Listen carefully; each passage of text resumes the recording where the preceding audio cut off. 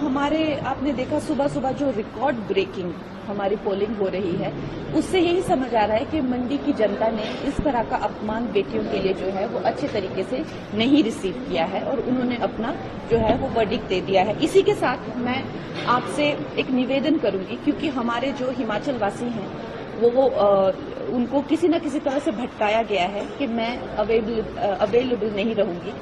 ये एक नंबर मैं आपसे शेयर करूंगी, ये स्ट्रिक्टली मंडी कॉन्स्टिट्यूंसी के लिए ही है और मंडी कॉन्स्टिट्यूंसी के जो लोग हैं उनके लिए हैं। खेद करें, ये किसी फिल्म ऑडिशन, स्क्रिप्ट और फोटोज के लिए नहीं है। ये नंबर मैं आपको देती हूँ 01905256400।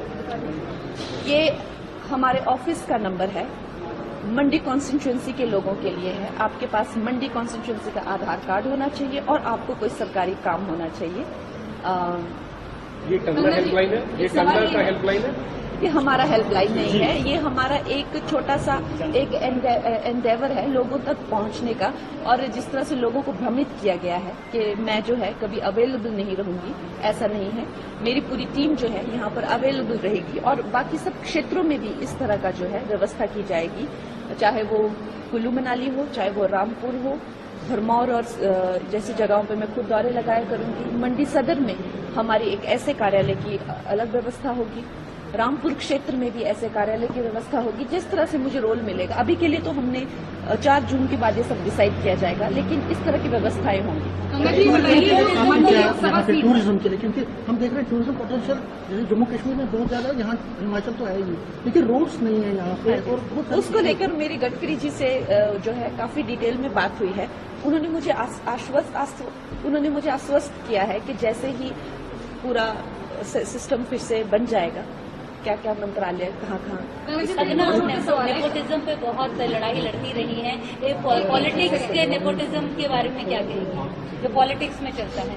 देखिए, मैं यही कहूंगी कि जनता ने जो है वो एक ऐसा हमारे देश को एक ऐसे मुकाम पर लाके खड़ा किया है कि वो जो है अब योग्य ही लोगों को चाहते हैं हर क्षेत्र में।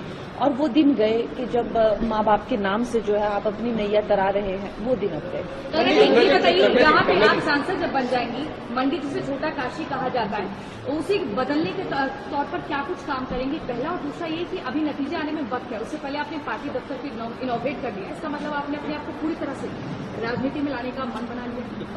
मैं राजनीति में ऑलरेडी हूँ। हाँ, नतीजे आने की बात है कि अब नतीजे किसके पक्ष में आएंगे? तो ओवर कॉन्फिडेंस है करना की वोटिंग वाले दिन आप एक सांसद का जो जनसंपर्क कार्यालय होगा, भावी सांसद का, उसका उद्घाटन करेगा, ये ओवर कॉन्फिडेंस है। देखिए, आपने को मैंने पहले भी कहा कि ये जीत और हार से आगे जी, ठीक है, ये एक ऐसा कार्यालय है जिसको मैंने आपको ये नहीं कहा कि सांसद का कार्यालय है। वो तो अब अगर मैं सांसद बनूंगी तो मैंने आपको बताया कि कार्यालयों का कैसा नेटवर्क जो है वो पूरे क्षेत्र में बनाया जाएगा। लेकिन ये तो मेरी जो सरकाघाट की जो मेरा घर है, जो मेरा पुश्तैनी घर है, उनकी एक एक्सटेंशन है। तो यहाँ के लोगों से अब जितना मिलना हुआ है, जितना उनके साथ में पर्सनल संपर्क हुआ है, जितना जो है कार्यकर्ताओं ने दिन रात जुटकर जो है कि युद्ध क्षेत्र में मेरे लिए काम किया है, तो क्या ये हमारा एक स्वाभाविक सा दायित्व नहीं बनता कि उनके साथ में हमारा मेल जोल रहे? चाहे हम पार्टी में कोई भी पोजीशन पर हो, चाहे हमारी कोई भी पोजीशन हो, लेकिन पार्टी के लिए काम करते रहना, क्या ये हमारा दायित्व नहीं बनता? तो मुझे लगता है उस दायित्व के करके जो है ये आज हमने ये हेल्पलाइन भी लॉन्च की है और पार्टी ऑफिस भी खोला है।